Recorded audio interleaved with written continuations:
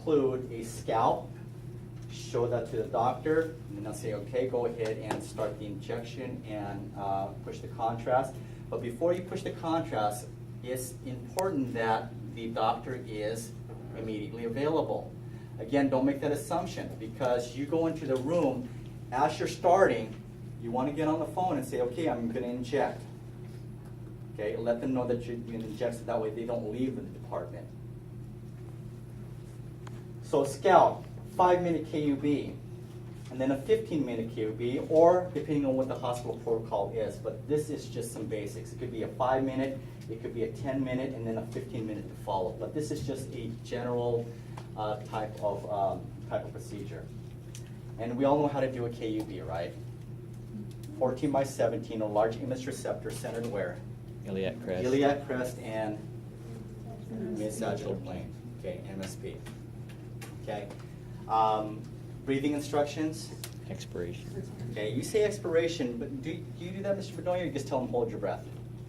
For which one? For a KUB. As deep a breath as they can take in. Okay. Expiration. See? So again, depends on the protocol. However you guys want to do it. Okay?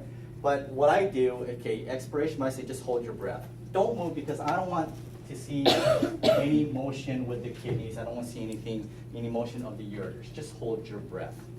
Okay? All right. So the entire urinary system should be demonstrated. Are we good? Okay, because we can actually see the border of the lower pelvic rim, right? So are we seeing the symphysis pubis? We are, okay? So are we good? Yeah. So we're good, okay? So again, keep in mind, do not cut off the symphysis pubis, okay? So hold your breath, don't move, beep. Let's keep on going. The nephrogram or nephrotomogram, depending again if it's just a plain film or the tomogram, is done this way. So again, timing is very critical. Timing starts when? As soon as it's injected. When you start injecting the contrast. So when you're injecting, you're looking at the clock, seeing what time it is, okay? Because the very first picture that you should take is a 1 minute. That is part of the IVU. Okay?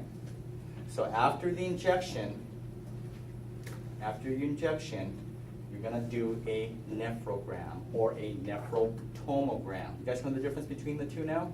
Yeah. Nephrogram, the tube isn't moving. The tomogram, the tube is moving and making that sweep. So this is considered your second scalp? Okay, so let me start all over again. Take your scalps. 2 scalps, right? Okay, 2 scalps, 1 KUB, 1 of just the kidney, a nephrogram. Okay, show that to the doctor. Now you're going to go into the room. Now let's just say you got the go-ahead. You're going to start the injection. You guys see me so far? So we did the 2 scalps, we got a clearance. Now we're going to go do the procedure. I'm going to inject the contrast. I'm timing it. My very first image that I'm taking, so write this down. Number 1 is going to be your nephrogram or your nephrotomogram. That's going to be your first shot.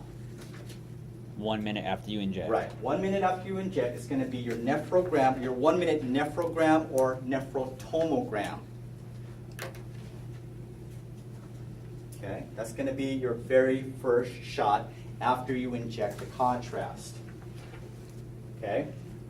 Your next set of images, now you're still focused up here.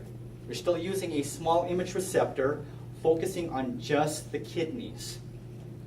Your second shot now will be a series of more nephrograms or nephrotomograms. So your next shot may be a 2 minute, and then to the 5 minute. Okay? So whatever your protocol is, it may be 1, 2, 3, 4, and 5, or it may be 1, 3, 4, and 5, or it may just be 1, 4, and 5, but they're all focused up here. So those are your series. Okay? They're all nephrograms So up here. It's just the 1 KUB, the rest are nephrograms. Yeah, well, I'm not, okay, so Oh. we're going to go in the order of the way Okay. it's done, okay? First to So the first set, your 1 minute, let's just say there's 3 shots. 1 minute, 3 minute, and 5 minute, for example. Those are your first shots, okay? Now your next shot is going to be your 5 minute KUB on a large image receptor. That's going to be your next shot. Because by now, you're going to see the ureter starting to fill up, and maybe some of that contrast going to the bladder. So after you've done your 1, 3, and 5 up here, Now you're gonna do your 5-minute KUB.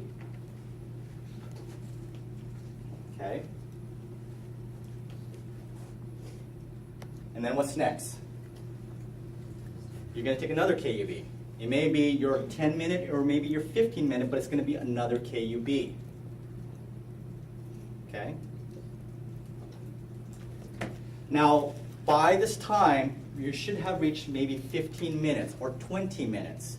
But it's usually around 15 or 20 minutes now, I'm done with my KUBs. Are you guys listening? Okay. So now my next shot will be, there's going to be 2 of them. It's going to be my obliques. Okay, done at 15 and or 20 minutes. Okay, but now it's going to be your 2 obliques. One right after the other? One after the other. But again, making sure that you're labeling them properly, because you may be doing this at 15 minutes, and then you're setting up, and now this might be, 20 minutes. Okay? Now you're done with your series, show them to the doctor. Okay? Why is it timed? Because it's a functional study. We're trying to see how quickly those kidneys flow with the contrast and how quickly they're going from here to down here. Because there is a specific time that this should fill up and this should fill up. Okay? And if it's not, if there's delayed, they're not filling it properly, that's usually a good indication that there's some kind of pathologic process that's happening. But there should be a certain amount of time that this entire system fills up. Okay, so did everybody get that? Okay, here. 1, 3, 5. Okay? 1, 3, 5. Another maybe 5, 10, 15. And then your 2 obliques. Okay, and then your 2 obliques. Okay? Go to the doctor, show them the images. Okay? And then what they'll say, okay, let's keep on going, do a post-void. Post-void means now go pee, we're gonna take another shot, our last and final shot. So it's usually about like 10 shots altogether? It may be anywhere between 6 to maybe 8, Oh, okay. 8, 9 shots, yeah. Okay?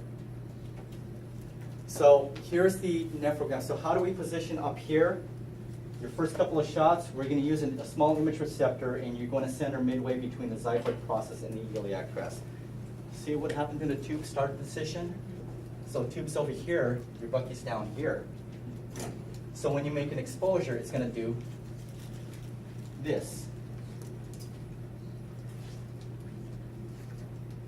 So there's only two really centerings that you need to know. One is the iliac crest for the KUBs, and for up here, it's midway between the xiphoid and the iliac crest on a small image receptor to include both kidneys. Okay? So this is what a nephrotomogram looks like. So notice that there's motion, but these are still in focus. This is blurry, everything else is blurry, but the collecting system and the ureters are in focus. Does that make sense? So anything above and below this level is blurred out. Keeping only that where your fulcrum is in focus, no motion.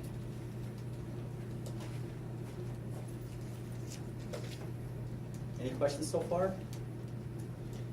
All right.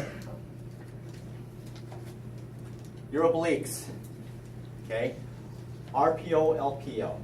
Same thing here is you're going to be using a large image receptor at the level of the iliac crest, making sure that you're not cutting off the symphysis pubis. Don't cut that off, okay?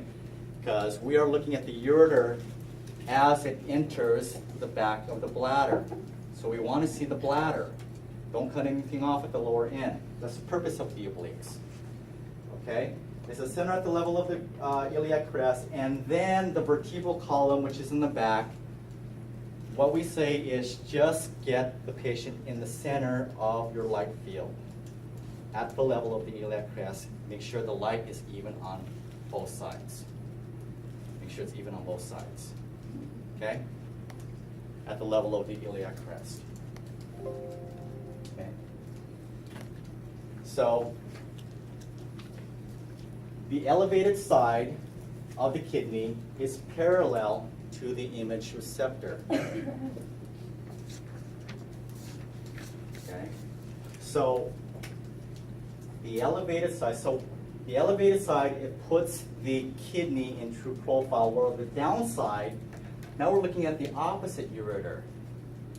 Okay, so the downside is the ureter is free of superimposition from the spine.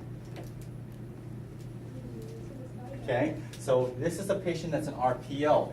This puts the left in true profile, so it does this. Okay, does this, right? So this is flat, parallel with the image receptor.